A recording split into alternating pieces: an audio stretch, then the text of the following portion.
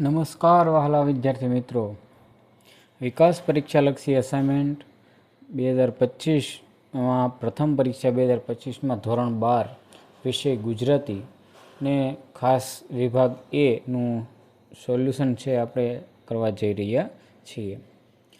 વિદ્યાર્થી મિત્રો, સૌથી વધારે માર્ક્સ પ્રાપ્ત કરવાની ચાવી એટલે કે વિકાસ પરીક્ષાલક્ષી અસાઇનમેન્ટ. આ અસાઇનમેન્ટની અંદર જે કાંઈ પ્રશ્નો આપેલા છે તમે એટલું જો કરી લેશો ને તો પણ તમે તમારા વર્ગમાં અને દરેક વિભાગમાં સૌથી વધારે માર્ક્સ લાવી શકશો એની હું ખાતરી આપું છું. મિત્રો, આપણે સૌથી પહેલાં જોઈએ તો આ આખું ધોરણ 12નું જે ગુજરાતી વિષયનું એ વિભાગ છે તેનું સોલ્યુશનની ચર્ચા આપણે કરતાં પહેલાં પ્રશ્નપત્રનું પરિરૂપ છે એ સમજી લઈએ. મિત્રો, તમારે ખાસ 80 માર્કનું છે પેપર છે, એમાં કેવા કેવા મુદ્દા છે એ જાણવા ખૂબ જરૂરી છે.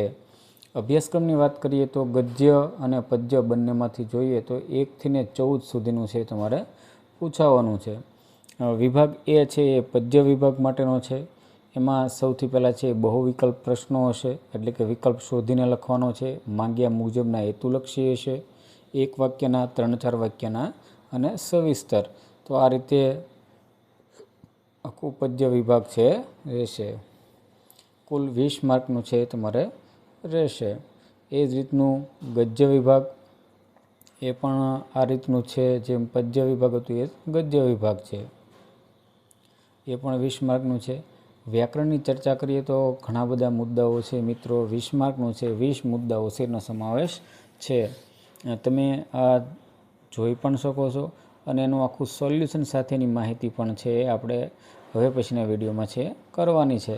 પણ તમે આ આખા જે ઘટનાક્રમ છે, એટલે કે જે સમાનાર્થી લઈ અને જે કાંઈ પ્રશ્નો પૂછાવાના છે, કેટલા માર્કના છે એની આખી માહિતી આ તમારી સમક્ષ રહેલી છે. ત્યારબાદ ડી વિભાગ છે અર્થગ્રહણનો છે. એમાં પણ એક પેરેગ્રાફ આપેલો હશે, નીચે પ્રશ્નો છે એના જવાબ લખવાના છે. કાવ્ય હશે, એના પ્રશ્નો હશે અને સંક્ષેપીકરણ હશે ને કાળકથન રીત પ્રમાણે વિચાર વિકાસના ક્રમમાં ગોઠવો. આવા મુદ્દા છે એ રહેલા છે, એ 20 માર્કના છે. અને ઈ વિભાગ છે લેખન સજ્જતાનો છે. એમાં વાદ્યાત્મક ગદ્ય અને ત્યારબાદ છે એક ભાવાત્મક ગદ્ય લખવાનો હોય છે. આ બંનેમાંથી કોઈ પણ એક હોય છે ને એક નિબંધ છે. આ રીતે એ પણ 21 માર્કનો છે. આપણે જોઈએ વિભાગ એ એટલે કે પદ્ય વિભાગ છે, એના કેવા કેવા પ્રશ્નો છે તો આપણે સૌ જાણીએ કે નીચે આપેલા બહુવિકલ્પ પ્રશ્નોના ઉત્તરમાંથી સાચો વિકલ્પ છે એ લખીને લખવાનો છે. મિત્રો, પદ્ય વિભાગ છે એટલે 1, 3, 5, 7, 9 અને 11 આ પદ્ય વિભાગમાંથી પૂછાવાના છે. ઉદાહરણ તરીકે જોઈએ તો ગુજરાતી ભાષાના આદ્ય કવિ કોણ છે? તો આ એ, બી એટલે કે અ, બ, ક અને ડ આમાંથી છે તમારે જવાબ દર્શાવવાનો છે. તો મેં સાચો જવાબ છે ને નીચે લીટી દોરેલી છે મિત્રો, તો એ એનો સાચો જવાબ છે. તો પહેલાંની અંદર આવે છે નરસિંહ મહેતા. બીજો છે એની અંદર આવે છે શ્રીહરિ એટલે કે પરમાત્મા. ત્રીજી જે વિકલ્પ છે એની અંદર આવે છે બ્રહ્માંડમાં. 4ની અંદર આવે છે નિષદ દેશ અને 5મી જે હતો વિકલ્પ એમાં આવે છે પ્રેમાનંદ અને 6ઠાની અંદર પણ આવે છે વડોદરા અને 7ની અંદર આવે છે કળી એટલે કે પાડા ઉપર કલી છે એ બેસીને આવે છે, એનો છે એ જવાબ છે. ત્યારબાદ આગળ વધીએ તો નળના શરીરમાં કવિ ક્યાંથી પ્રવેશ કર્યો તો પગની પાનીએથી. 9ની અંદર આવે છે બ એટલે કે ઇન્દ્ર રાજા. 10ની અંદર આવે છે અ એટલે ધોળા. 11ની અંદર આવે છે મૂરખ અને 12ની અંદર આવે છે મયુરધ્વજ. 13મું જે છે એની અંદર આવે છે જમના. 14ની અંદર આવે છે કાગડો. 15ની અંદર આવે છે જવાબ કસ્તુરીની અને 16માં જવાબ આવે છે સમુદ્રના પાણીનો. ત્યારબાદ 17મો જે વિકલ્પ છે એનો જવાબ આવે છે દૂધ. 18ની અંદર આવે છે કાચના. 19ની અંદર આવે છે દિનમુખ. 20ની અંદર મિત્રો આવે છે લક્ષ્મણની અને 21માં જવાબ આવે છે રામબાણ. આ રીતે એ 21 છે એનો આજે મિત્રો તમે જોઈ શકો આ બધા જવાબ પણ આના જ રહેલા છે. જે તમે ન સમજાણું હોય તો આ જવાબ છે જોઈ શકો. ત્યારબાદ છે કે નીચેના હેતુલક્ષી પ્રશ્નોના માંગ્યા મુજબ ઉત્તર આપો. પ્રત્યેકનો 1 ગુણ છે. પ્રશ્ન 4, 5 અને 6 3 માર્ક છે. તો કેવા પ્રશ્ન પૂછ્યા? તો નરસિંહ મહેતાએ પ્રભાતિયા માટે કયો છંદ વાપર્યો છે? પ્રેમાનંદનું આખ્યાન કથાવસ્તુ કયું છે? આ મિત્રો જે પ્રશ્નો છે તેના જવાબ હું તમને હમણાં બતાવું. તમે ખાલી પહેલાં પ્રશ્નો જોઈ લો. 14 પ્રશ્ન સુધી મિત્રો અહીં આપેલું છે. આ 14 જે પ્રશ્નો છે એનો જવાબ મિત્રો અહીં છે દર્શાવેલો છે. કુલ 17 પ્રશ્નો છે. 17 પ્રશ્નોનો જવાબ જો અહીંથી લખેલું છે. પહેલામાં ઝૂલના આવે છે, બીજું પૌરાણિક ગ્રંથો, આખ્યાન. તો આખો 17 પ્રશ્નોનો જવાબ મિત્રો અહીં છે દર્શાવેલો છે, જે તમે થોડીવાર વિડીયોને અટકાવી અને આખો આ છે જવાબ જોઈ શકો. ત્યારબાદથી નીચેના પ્રશ્નોના એક વાક્યમાં ઉત્તર આપો. કુલ 7, 8, 9 અને 10 ક્રમ સુધી પ્રશ્નો છે. કુલ 4 માર્કમાં છે. પેલું છે કે સમગ્ર બ્રહ્માંડમાં કોણ વ્યાપેલું? તો તેનો જવાબ મિત્રો છે લખેલો કે સમગ્ર બ્રહ્માંડમાં શ્રી હરિ એટલે કે પરમાત્મા વ્યાપેલા છે. બીજું, જ્ઞાન ગ્રંથો થકી કઈ પરિસ્થિતિ સર્જાય છે? તો જ્ઞાન ગ્રંથો થકી ઈશ્વર સંબંધી ગરબડ એટલે કે ગેરસંબંધની પરિસ્થિતિ સર્જાય છે. કવિના મતે ઈશ્વરને કઈ રીતે પામી શકાય? તો કવિના મતે ઈશ્વરને કેવળ પ્રેમ ભક્તિથી પામી શકાય. ત્યારબાદ ત્રીજા જે એકમ છે એની અંદરથી છે પ્રશ્ન કે સ્વર્ગમાંથી કયા કયા દેવો સ્વયંવરમાં આવ્યા?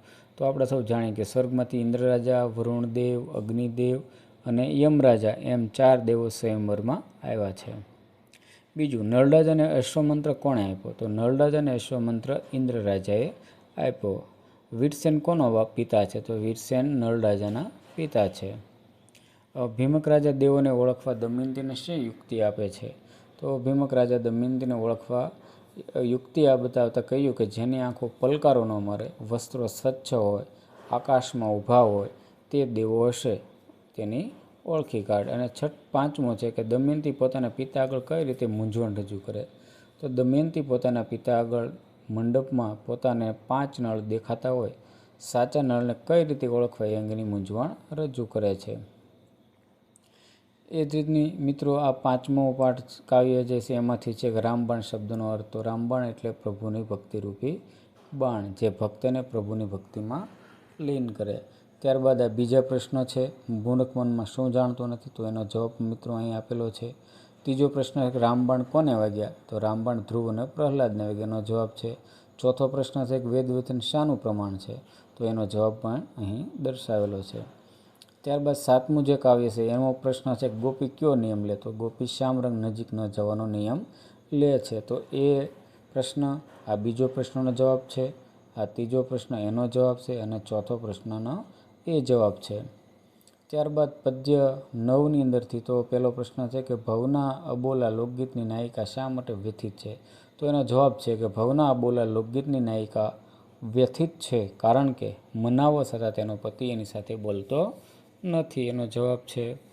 ત્યારબાદ બીજો પ્રશ્ન મિત્રો છે એનો જવાબ આપેલો છે. ત્રીજો પ્રશ્ન છે એનો જવાબ પણ આ જ રહેલો છે. ચોથો પ્રશ્ન છે તેનો જવાબ પણ અહીં છે અને 5મોનો જવાબ પણ મિત્રો અહીં દર્શાવેલો છે, જે તમને જોઈ શકો.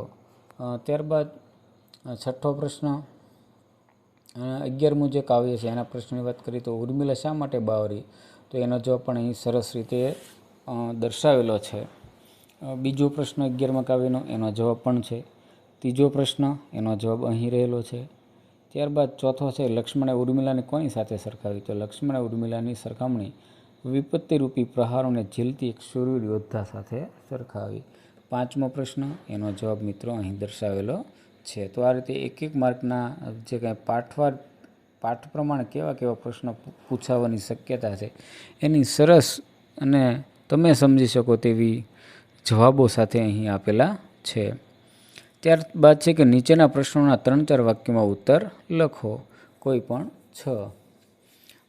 પેલો જે છે પદ્ય પેલું, ત્રીજું, 5, 7, 9 અને 11માંથી તો મિત્રોના જવાબ પણ તમે જોઈ શકો કે બીજ અને વૃક્ષનો કાર્યકારણનો સંબંધ જણાવો. મિત્રો 3-4 વાક્યનો છે તો એનો જવાબ આપવો થોડોક મુશ્કેલ છે, પણ પરીક્ષામાં તમને કેવા પ્રશ્નો પૂછાઈ શકે એ બધા જ પ્રશ્નો અહીં દર્શાવેલા છે. મીરાબાઈએ શ્રી કૃષ્ણને શી રીતે ઉગાર્યા? ભવના અબોલા લોકગીતો નાયિકા શો સંદેશ આપે છે? કાગવાણી શકુનમાં ન લાવવું એટલે શું? ભીમક રાજા દેવોને ઓળખવા દમયંતીને શી યુક્તિ બતાવે છે? સોનું તો આખરે સોનું જ છે એવું સાથી કહી શકાય. ગોપી શ્યામ રંગની નજીક જવાની શા માટે ના પાડે? આવા સરસ મજાના મિત્રો પ્રશ્નો છે રહેલા છે.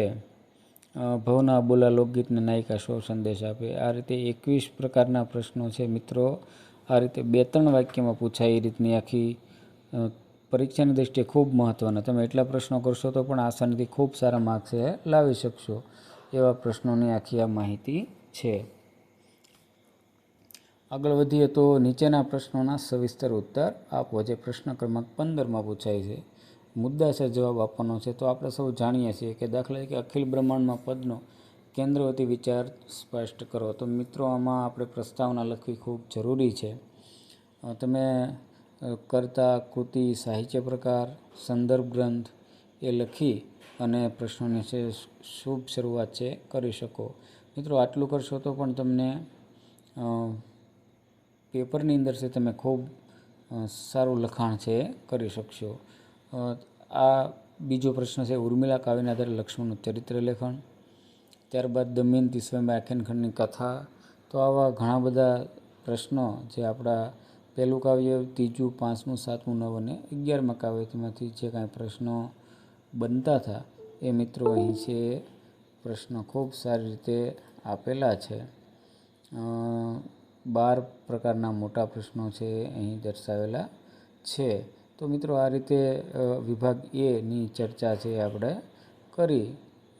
આવા પ્રશ્નો છે તમારી પરીક્ષામાં જો આવે અથવા આવવાના જ છે તો તમે આ અસાઇનમેન્ટનું જો એકવાર સોલ્યુશન કરેલું હશે અને વિડીયો જોયો હશે તો તમે ખૂબ સારા માર્ક્સ લાવી શકશો. તો મિત્રો આ રીતે આખી વિડીયો છે અન્ય વિદ્યાર્થી સુધી અવશ્ય મોકલાવો. તમે ચેનલમાં નવા છો તો ચેનલને લાઇક, શેર અને સબસ્ક્રાઈબ કરો અને આવા જ વિડીયો જોવા માટે જોડાયેલા રહો. પરીક્ષામાં ખૂબ સારા માર્ક્સ આવે એવી આશા સાથે હવે મળીએ આપણે નવા જ વિડીયોમાં. ત્યાં સુધી સૌ વાંચજો.